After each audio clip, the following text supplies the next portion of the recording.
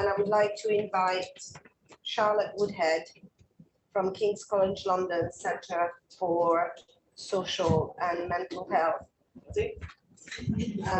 who's going to give us a presentation on the research recently done on the intersectional curriculum.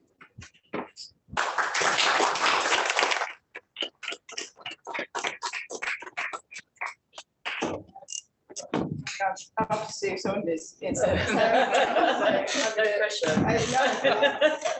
I'm 38, so I do apologise for that. I'm also going to stand down here. Yes, okay. So thank you so much, and thank you, Lila, really for having me. I really appreciate it, and thank you everyone for coming. So as you said, I'm Charlotte. My pronouns are she, her, and I'm a lecturer in Society and Mental Health at the Centre for Society and Mental Health at King's. And I'm talking about the schools training to enhance support for LGBTQ+ young person study, or STEPS. So before starting, I just want to acknowledge that study questions, the design and the approach were initially refined through a process of engagement with over 20 young persons, and that was supported by Mosaic LGBT Young Persons Trust. And that, you know, they weren't able to come today, all aspects. Sorry. Mosaic is here.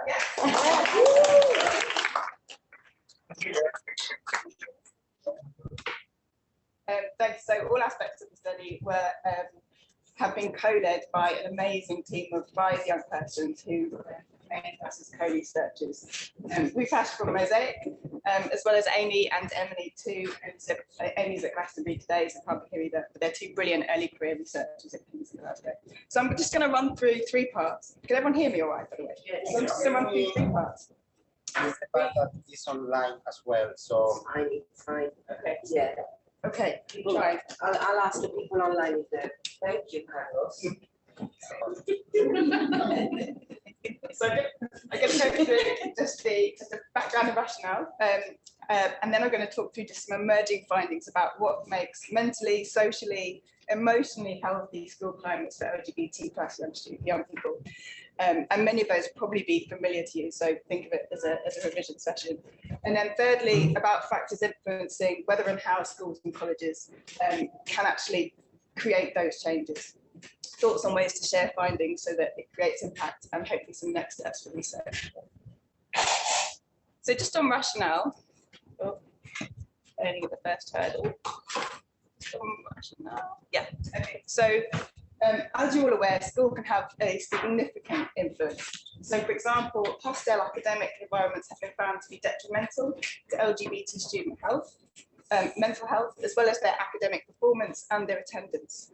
And the importance of intersectionality here is evidenced, for example, in findings that LGBT+ students who belong to racially and ethnically minoritized groups face additional challenges within school if those environments also disregard their cultural contexts and intersectional identities. So staff professional development is a target to improve school climate, but research and evaluation is actually really limited.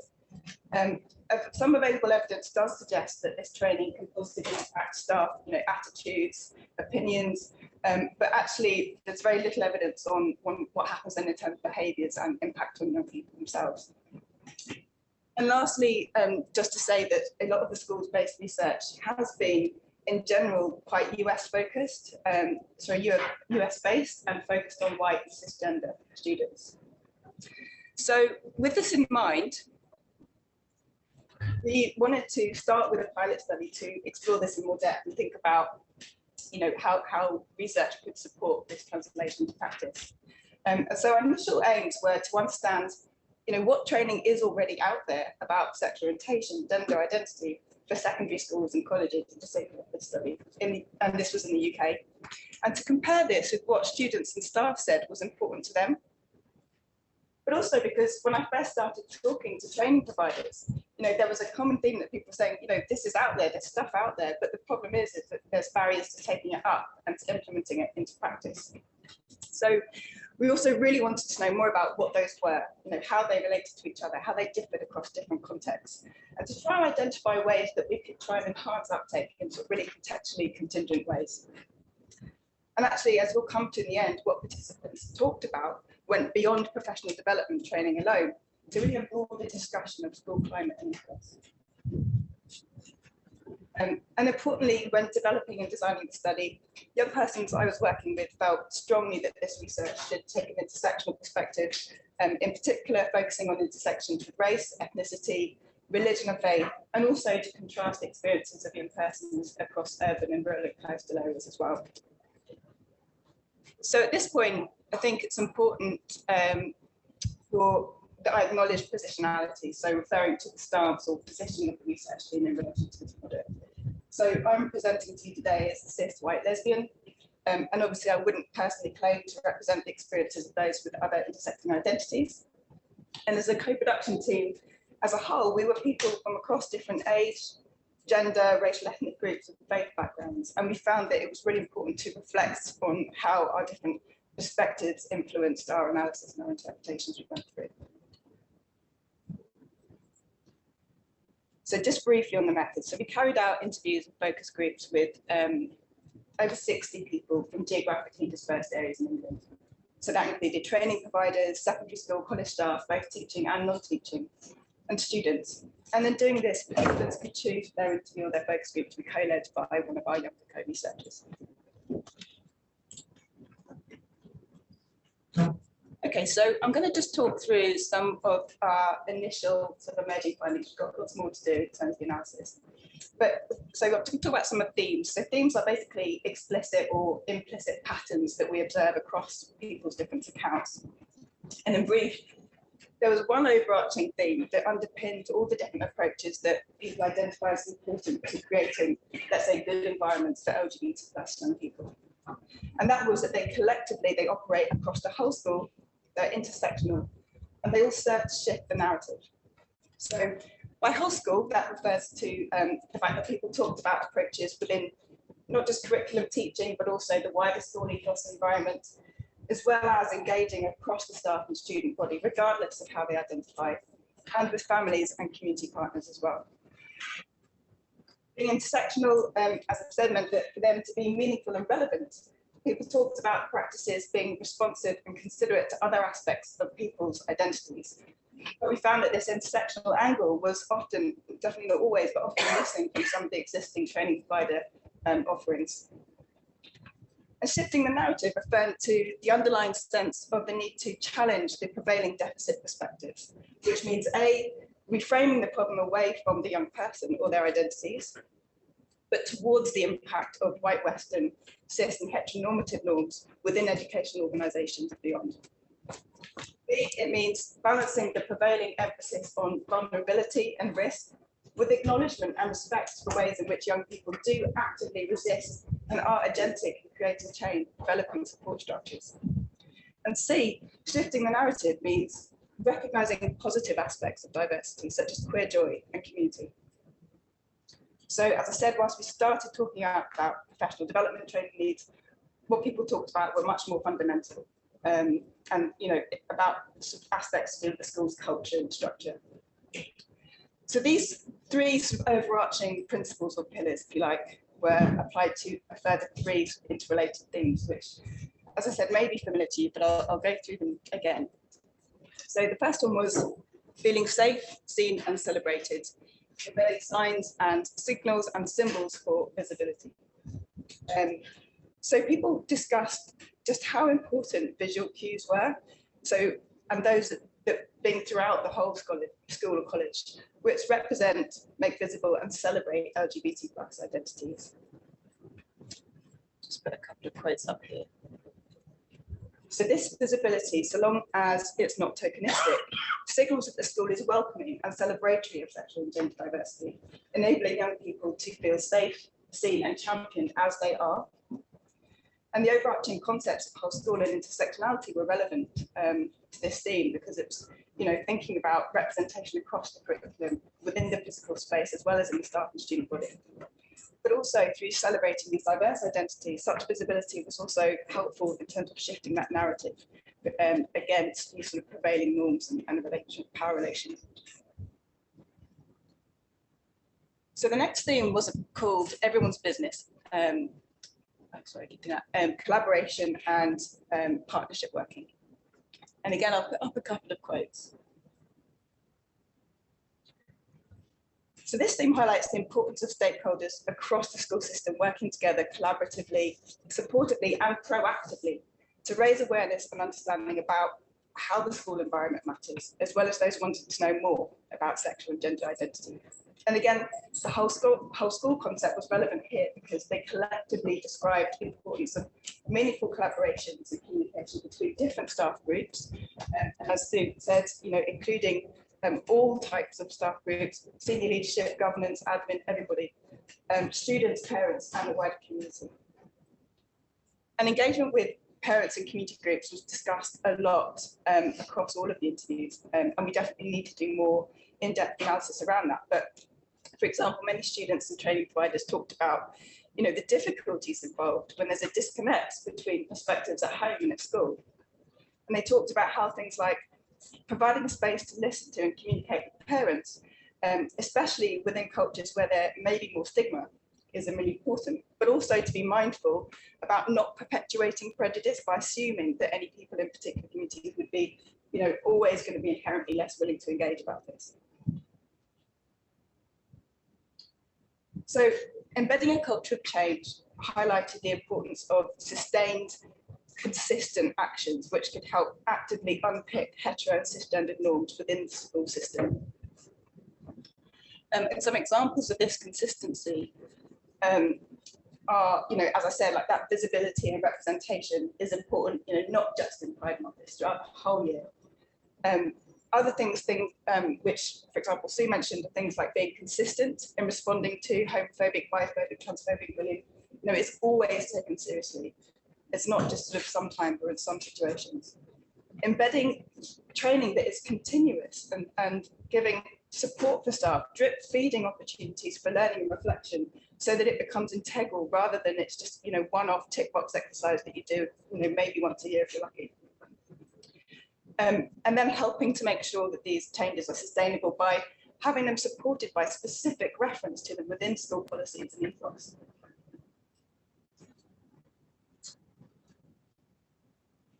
Okay, so the last of these themes talked about the need to move away from the idea that LGBT young persons and LGBT plus issues are a problem. So this kind of deficit thinking, which means that it's, it's a kind of vulnerability that needs addressing or it's a challenge that needs to be overcome, was seen, for example, in instances where staff, thought that it's a safeguarding issue if a young person comes out to them, and then disclosing this information to parents or carers, potentially creating quite a lot of problems for them and maybe even putting them at risk. And this deficit thinking also really precluded the recognition of the many ways in which LGBT young persons act to challenge and resist exclusionary norms and behaviours.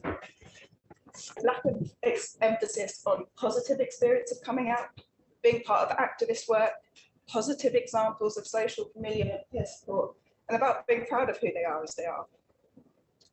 And lastly, the relocating the problem theme also related to a common feeling that there's a need to stop relying on LGBT plus young persons and school staff to take on all the responsibility to educate others and provide support.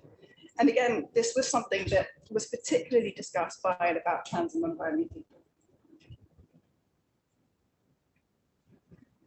Okay, so I'm going to move on to the final part now, which is why isn't this happening? So people we spoke to discussed both sort of individual staff level barriers and systemic organisational and socio-cultural factors to schools taking up and implementing not just professional development, but also the kind of wider school changes that we talked about. And there was clear links and interdependencies between these issues.